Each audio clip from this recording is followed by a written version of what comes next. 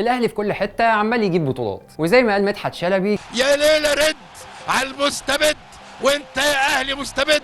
كما انت كبير يا اهلي. زي ما يكون كده في قصه حب بين الاهلي وبين البطولات. الاهلي بطل السوبر المصري المره ال13 في تاريخه، ومين يقدر على الاهلي؟ مفيش حد يقدر عليه. انا في الساحه واقف لوحدي. الاهلي بتاريخه وجماهيره ومجلس ادارته ولاعيبته فريق كبير وفريق عظيم، فريق قدر يحقق البطوله الثالثه في الموسم الحالي مع مدربه السويسري مارسيل كولر، الراجل اللي ظابط ساعته على الساعه السويسريه، واللي قدر بيها يعمل توليفه من اللعيبه ترجع الاهلي على منصات التتويج.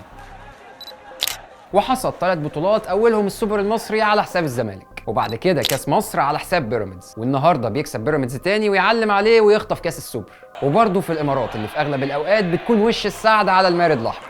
الاهلي غول البطولات وزعيم القاره ونادي القرن، وزي ما انت عايز تقول قول. الاهلي اللي فرحته سوبر من لعيبه سوبر وجماهير سوبر وجهاز فني سوبر، في ليله كانت سوبر.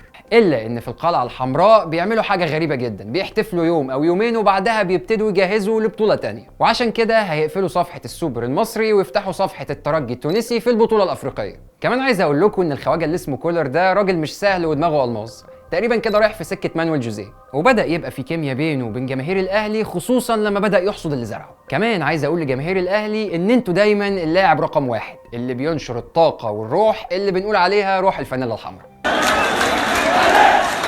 السوبر المصري بطولة كسبها النادي الأهلي بجهد لاعيبته وتشجيع جماهيره، بطولة جت بعد ضغط عصبي كبير وجدل وأحداث ومشاكل كتير.